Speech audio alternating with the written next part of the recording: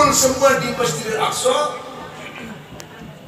Lalu ini kalam daripada As-Sayyid Muhammad bin Alwi Al-Maliki Al-Hasani. Ini kalamnya beliau menceritakan ketika Rasulullah sampai di Masjidil Aqsa, Nabi Adam alaihissalam melihat Rasulullah SAW bertanya kepada malaikat, ya malaikat, sopo iki wong iki sopo? Iki wong iki sopo iki malaikat? Malaikat Jibril mengatakan, ya Adam, tidak kau kenal dengan dia, karena sebab dia engkau diampuni oleh Allah Subhanahu wa ta'ala, engkau diterima ampunan oleh Allah Subhanahu wa ta'ala, sehingga engkau hidup di dunia. Oh, ini yang namanya Muhammad. Lalu bertanya lagi Nabi Musa alaihissalam, ya malaikat, sinten iki? Sinten iki malaikat?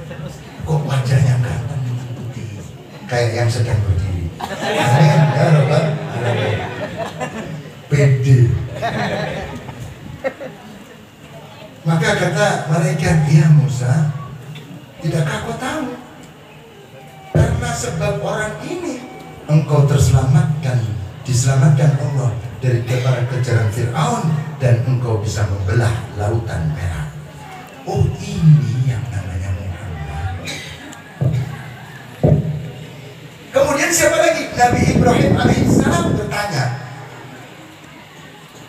ya Jibril, iki wong iki sopo? Kok raine mirip-mirip aku?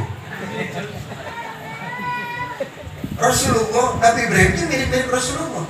Rasulullah mirip Ibrahim, Nabi Ibrahim mirip Rasulullah. Kenapa? Karena Rasulullah adalah datuknya daripada Nabi Ibrahim alaihissalam. Nasabnya Rasulullah itu dari Nabi Ibrahim alaihissalam, Nabi Ismail, terus sampai kepada Rasulullah. Jadi wajah Nabi Ibrahim itu mirip-mirip dengan Rasulullah SAW. Baru tahu ya? Kalau ngerti nggak tak kasih tahu ya. Maka kata malaikat, ya Ibrahim, ini cicitmu, ini keturunanmu ya Ibrahim. Dan sebab orang ini engkau terselamatkan daripada apinya Raja Namrud laknatullah. Oh, ini yang namanya. Maka kata Sayyid Muhammad bin Alwi Al-Maliki Al-Hasani, seandainya pada hari itu 124.000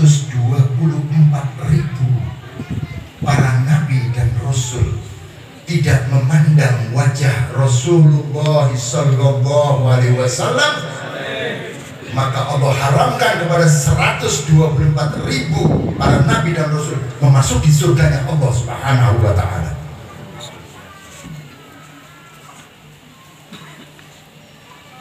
Jadi masuknya para nabi dan rasul sebab karena hubungan dengan Rasulullah sallallahu alaihi wasallam.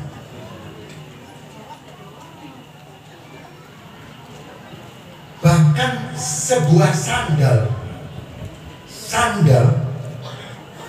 ketika cerita Nabi Musa alaihissalam, Nabi Musa ini kan suka ngomong-ngomong Bu, sama Allah itu ngomong, berkata-kata, ngobrol aja tapi nggak bisa lihat Allah, ngobrol terus Nabi Musa. Maka salah satu umat Nabi Musa mengatakan, ya Musa, engkau ini kan suka ngobrol sama Allah, kamu nggak pernah lihat wajahnya Allah. Maka Nabi Musa berdoa, ya Allah, selama ini aku cuma ngomong sama Allah, aku hanya berbicara denganmu, izinkan aku memandang zatmu ya Allah. Maka di dalam Al-Quran ditulis, ya Musa, kalau kau ingin melihat zatku maka naik ke Bukit Tursina. Saking senangnya Nabi Musa, ketika dipanggil Allah di Bukit Tursina, lari, lupa sandalnya dipakai. Saat trompa-trompanya naik, disetop sama Allah, stop Musa, tanggalkan terompahmu karena bukit ini bukit suci. Nabi Musa alaihissalam disuruh lepas sandalnya.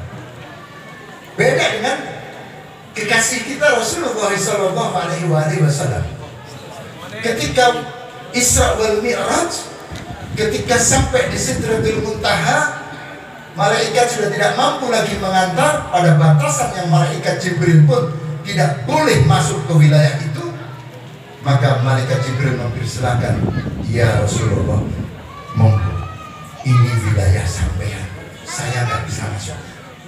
Rasul bertanya, ya Jibril, tidakkah kau ingin menemani aku? Aku nggak bisa ya Rasulullah. Berani aku melangkah satu langkah pun, maka aku hancur berantakan. Maka Rasulullah ketika mau memasuki satu wilayah, di mana wilayahnya Allah Subhanahu wa Ta'ala, untuk bisa menatap wajah Allah Subhanahu wa Ta'ala, teringat cerita Nabi Musa. Lihat akhlaknya Rasulullah, akhlak kepada Allah. Ingat ceritanya Nabi Musa yang disuruh lepas sandal. Dilepas sandalnya Rasulullah. Lepas sandal, mau maju pakai sandal. Apa kata Allah? Ya Muhammad, pakai sandal. Pakai sandalmu untuk menghadap aku, karena langitku ini ingin diinjak-injak oleh sandalmu ya Muhammad. Sebuah sandal menjadi mulia di mata Allah, di sisi Allah, karena bersinggungan dengan baginda Nabi Muhammad Sallallahu Alaihi Wasallam.